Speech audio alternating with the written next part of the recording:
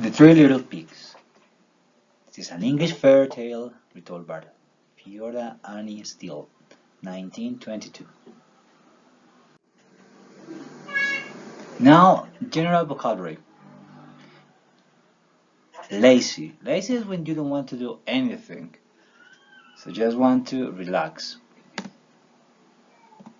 Straw. Straw is what the horses usually eat. That is dry wheat. A stick. A little part of a tree.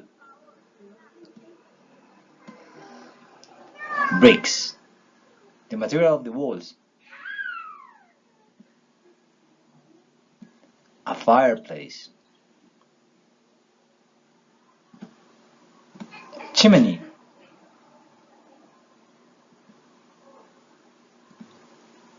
Watered.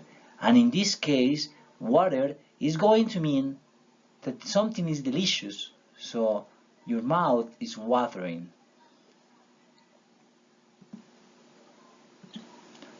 Pot. Roof. Mouth. And here we are referring to the mouth, the big mouth of the wolf. Both. Both means two. In this case, two people or two little pigs. Greedy. When you want everything for you. Usually it is related to money, but also can be related to something else.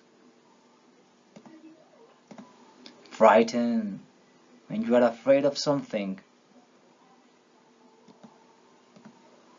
And finally, a meal. That is something that you want to eat.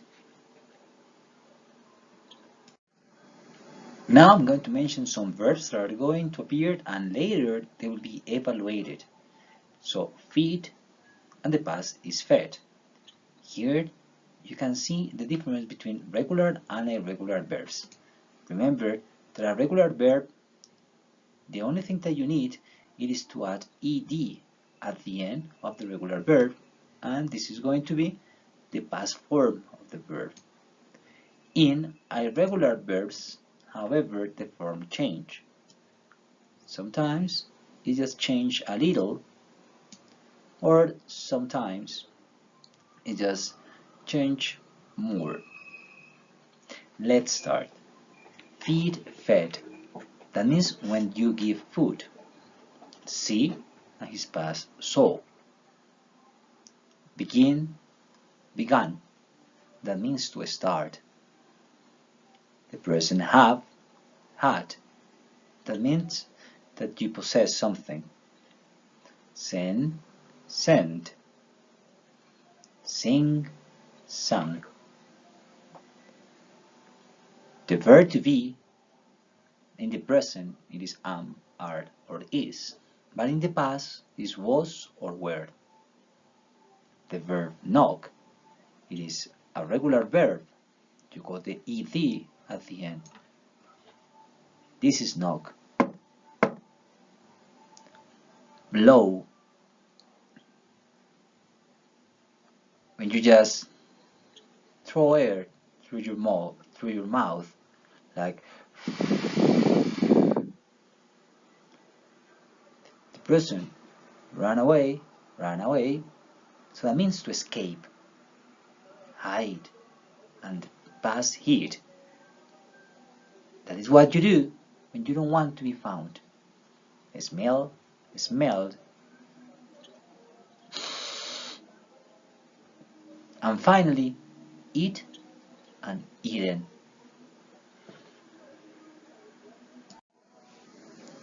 Once upon a time, there was an old mother pig who had 3 little pigs and not enough food to feed them. So, when they were old enough, she sent them out into the world to seek their fortunes.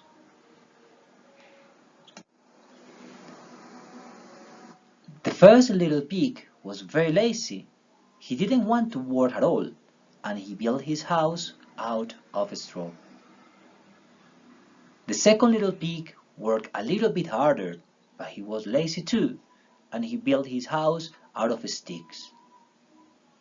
Then they sang and danced and played together the rest of the day.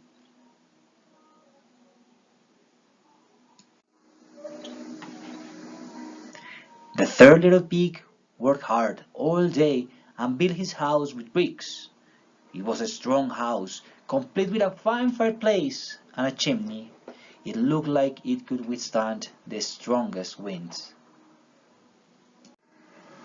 At the end of the day, the three little pigs were very happy, and they decided to dance. The next day, a wolf passed by the place where the three little pigs lived. He saw the straw house, and he smelled the pig inside. He thought the pig would make a lovely fine meal, and his mouth began to water.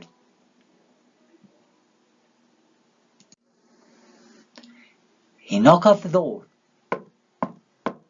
and said, little pig, let me in, let me in."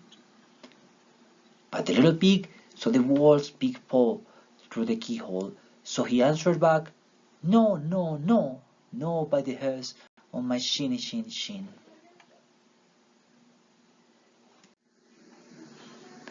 Then the wolf showed his teeth and said, "Then I will huff and puff, and I will blow your house down."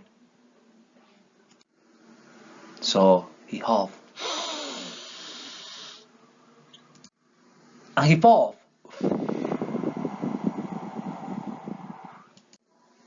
and he blew the house down.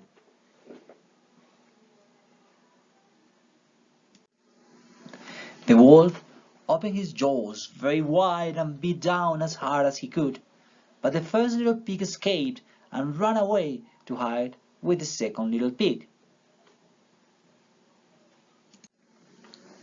The wolf continued down the lane and he passed by the second house made of sticks, and he saw the house and he smelled the pig inside, and his mouth began to water as he thought about the fine dinner they would make. So he knocked at the door and said, little pig, let me in, let me in." But the little pigs saw the wolf's pointy ears through the keyhole, so they answered back, "No, no, no, not by the hairs on our shinny shin shin." So the wolf showed his teeth and said, "Then I will huff and I will puff, and I will blow your house down." So he huffed and he puffed and he blew the house down.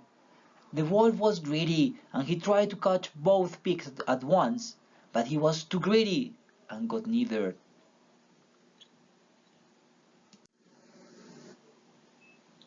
His big jaws clamped down on nothing but air, and the two little pigs scrambled away as fast as their little hoofs would carry them. The wolf chased them down the lane and he almost caught them, but they made it to the brick house and slammed the door closed before the wolf could catch them. The three little pigs, they were very frightened. They knew the wolf wanted to eat them, and that was very, very true. The wolf hadn't eaten all day and he had worked up a large appetite, chasing the pigs around, and now he could smell all three of them inside, and he knew that the three little pigs would make a lovely meal. So the wolf knocked on the door and said, little pigs, let me in, let me in." But the three little pigs saw the wolf's narrow eyes through the keyhole, so they answered back, "No, no, no, no by the hairs on our shinny shin shin."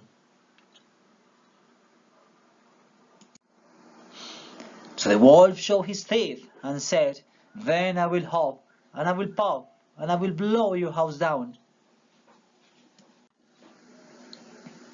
Well, he hopped, and he popped, and he hopped again, and he popped again, and he hopped, and he popped, and he hopped, and he popped. But he could not blow the house down. At last, he was so out of breath that he couldn't hop and he couldn't puff anymore. So he stopped to rest and thought a bit, but it was too much. The wolf was very angry, and he climbed to the roof and tried to enter the house using the chimney. While he was climbing on the roof, the little pigs made up a fire and put on a big pot full of water to boil.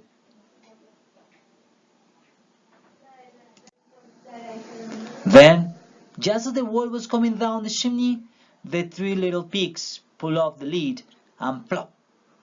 It fell the wolf into the boiling water.